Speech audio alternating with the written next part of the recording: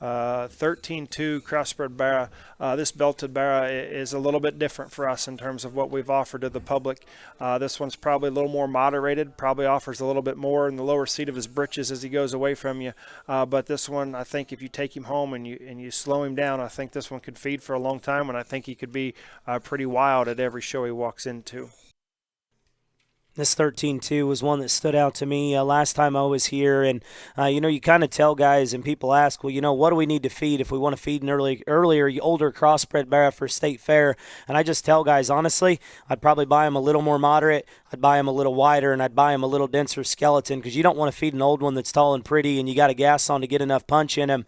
This hog is punchy, and this is probably, we haven't made it through all of them, but I would venture to guess this will be the stoutest animal offered in this grouping, and it's visible in his video.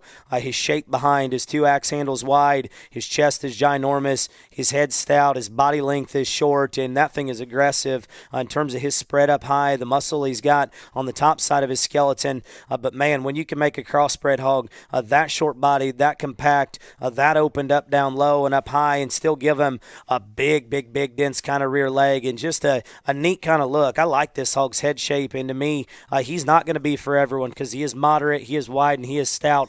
I will tell you though, this hog's going to spend some days in his life eating a 10%. You're going to let him grow up and you're going to bring him slow, and I love that because if you're going to buy an older crossbred Barra to shoot it in the Midwest State Fair, this is the kind you need to buy because there is so much animal here, and I would say days of feed are on his side. I wouldn't push him early, and honestly, I think they would tell you the same thing. You need to bring him slow. You need to just go ahead and allow his uniqueness and what he does well. This may be the cheapest feeding hog you'll buy out of this set too, because I don't think there's going to be a lot of goodies and additives. That 10%'s cheap, and I love that. Put him on feed, throw the feed to him, shut the lights off, and walk away because this hog's always going to be dense, broad, and husky. A very, very unique one that's very far-reaching in terms of what he does well.